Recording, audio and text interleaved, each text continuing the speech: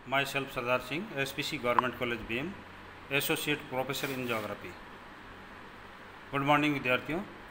आज आपका टॉपिक है BA part 3 paper first, Egypt in Africa and there importance.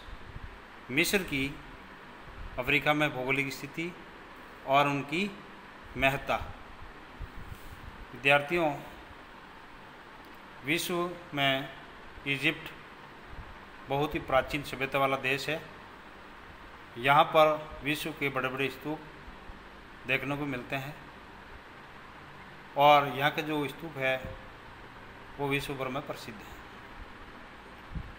मिस्र की राजधानी कायरा है और मिस्र अफ्रीका का एक बहुत बड़ा नगर है।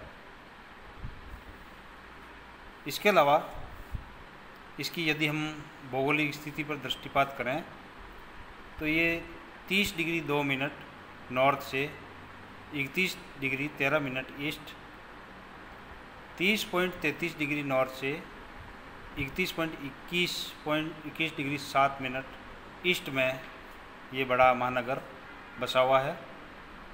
अभी आपके सामने जो मैप दे रखा है उस मैप के अंदर जो वर्ल्ड का मैप दे रखा है उसके अंदर भी मिस्र की स्थिति दे रखी है, जो ब्लॉक दे रखा है रेक्टेंगल, और इसके ऊपर अफ्रीका के अंदर जो रेड कलर का सिंबल दे रखा है ये मिस्र की स्थिति है।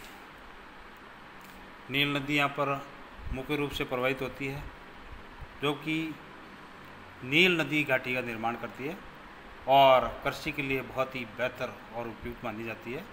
यहाँ कपास की खेती सबसे अच्छी होती है। मिस्र की नील नदी की जो घाटी है ये काफ़ी कांप मिट्टी के निक्षेप यहाँ पर देखने को मिलते हैं। यहाँ ये बहुत ही प्राचीन सभ्यताओं वाला देश है अफ्रीका में, जिसकी अपनी अलग महत्ता है। राजभाषा के रूप में यहाँ पर अरबी भाषा बोली जाती है। निवासी के रूप में यहाँ मिस्री लोग रहते हैं। सरकार यहाँ सैन्य शासन है और राष्ट्रपति मोहम्मद हसन तंतावी, प्रधानमंत्री कमाल मंजूरी है। स्थापना प्रथम साम्राज्य 3100 ईसा पूर्व और यूके से इनको 28 फरवरी 1922 को स्वतंत्रता मिल गई और 18 जून 1953 को एक गणराज्य के रूप में ये स्थापित हो गया। तो इस तरह से विद्यार्थियों, मिस्र की जो लोकेशन है वो बिल्कुल भूमध्य सागर के तट पर है। मिस्र में जो नील नदी है, नील नदी का जो डेल्टा है वो विश्व भर में प्रसिद्ध है, क्योंकि ये कांप मिट्टी के उपजाऊ मैदान इसके अंदर पाए जाते हैं। बहुत अधिक मात्रा के अंदर यहाँ कृषि का कार्य किया जाता है, क्योंकि यहाँ की भूमि काफ़ी उपजाऊ है। नील नदी का जो ये डेल्टा का नासा के एक उपग्रह से लिया गया चित्र है, जो कि आपके सामने है, इसमें दिया हुआ है। नाम की उत्पत्ति, नील नाम यूनानी भाषा के शब्द नीलोस से निकला है। स्थान इथोपिया। भौतिक लक्षण क्या है? ये ब्लू नील यानी नीले रंग की है, कलर इसका नीला है, इसलिए इसको नील नदी कहा जाता है। स्थान है तंजील है और ये कहाँ से निकट जो खार्तूम है वहाँ से ये डाटा कलेक्ट किए गए हैं। नील नदी को मिस्र का वरदान कहा जाता है, क्योंकि नील नदी जो प्रवाहित होती है उसके आसपास के इलाकों में इंडस्ट्रियलाइजेशन और विशेष करके जो एग्रीकल्चर का कार्य है वो सर्वाधिक रूप से हुआ है। इसके अलावा पेयजल के रूप में, विद्युत के रूप में, परिवहन के रूप में नील नदी की काफ़ी इम्पोर्टेंस है। इसके अलावा मत्स्य पालन के रूप में आज नील नदी जो है सबसे विश्व भर के अंदर प्रसिद्ध है। इसका जो डेल्टा है वो काफ़ी बड़ा है, काफ़ी उपजाऊ है, क्योंकि डेल्टाई भाग के अंदर कांप मिट्टी के निक्षेप पाए जाते हैं। काली मिट्टी यहाँ पर पाई जाती है, जो कि काफ़ी उपजाऊ मानी जाती है।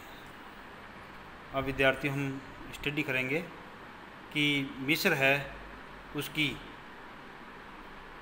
विश्व में क्या उपयोगिता है, उसके ऊपर हम प्रकाश डालेंगे। तो सबसे पहले मिस्र जो है उसका सामान्य परिचय दे देता हूँ। मिस्र अफ्रीका के उत्तरी पूर्वी भाग में सिनाई प्रायद्वीप और नील नदी की निचली घाटी में है, जिसके दोनों ओर रेगिस्तान पड़ते हैं। ये एक वर्गाकार देश है। इसके समुद्र तट सपाट है। अरब की पहाड़ियाँ यहाँ की मुख्य प्रवेश श्रेणी है। देश की अधिकतम ऊंचाई समुद्र तल से लगभग 8,600 फीट है। निम्नतम जो ऊंचाई है वो लगभग 100 फुट तक है। संसार की सबसे लंबी नील नदी यही बहती है और मुख्य जो खाड़ियाँ हैं स्वेज और एबू किर की खाड़ी यहाँ प्रमुख रूप से देखी जाती है। विद्यार्थियों, यहाँ का जो धरातलीय स्थिति देखी जाए तो प्राकृतिक लक्षण के विचार से नील नदी चारों ओर मिस्र के आबाद हिस्सों को 2 भागों में बांट सकते हैं। निचला मिस्र जो नील नदी के डेल्टा वाले भाग में पड़ता है और ये उत्तरी मिस्र भी कहलाता है,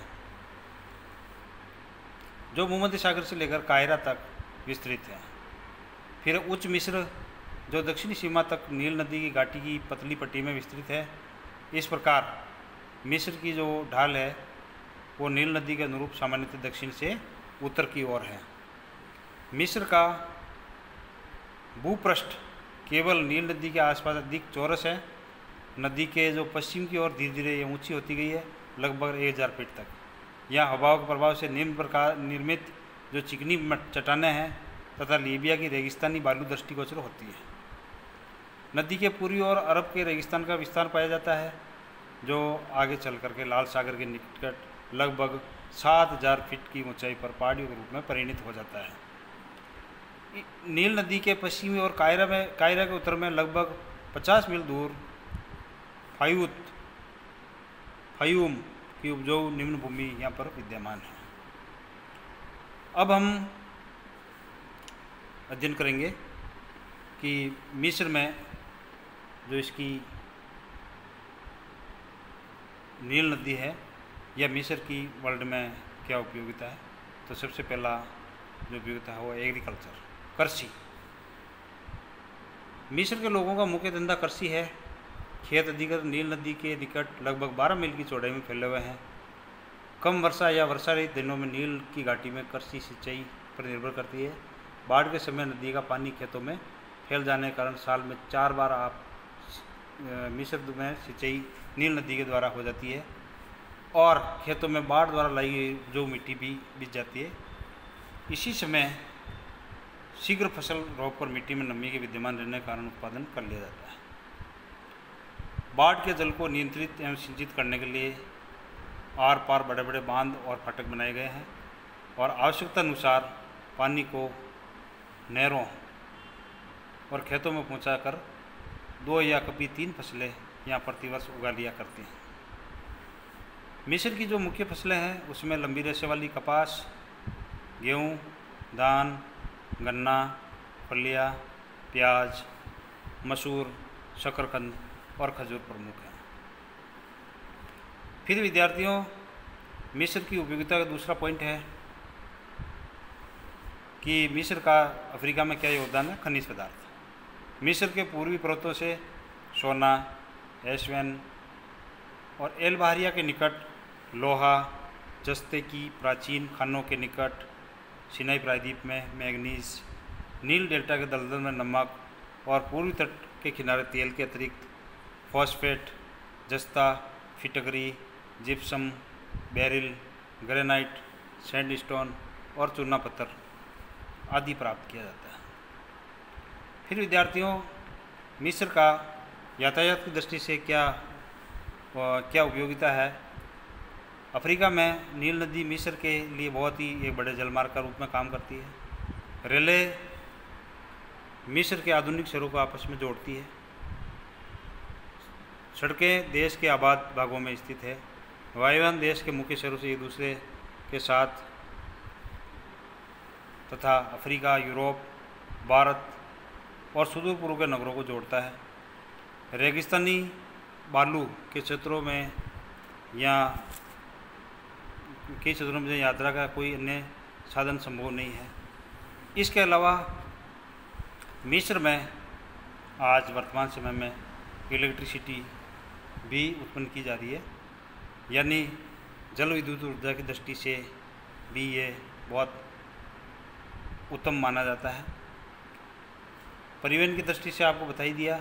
इसके अलावा पेयजल की दृष्टि से जो काहिरा नगर है, मिस्र है, उसका जो अपने आप में बहुत बड़ा महानगर है, उसको पेयजल के रूप में नील नदी से पानी की प्राप्ति हो जाती है। सिंचाई के रूप में यहाँ पर बड़े बड़े क्षेत्रों में खेत है जो काफ़ी उपजाऊ है और खेतों में सिंचाई की जाती है।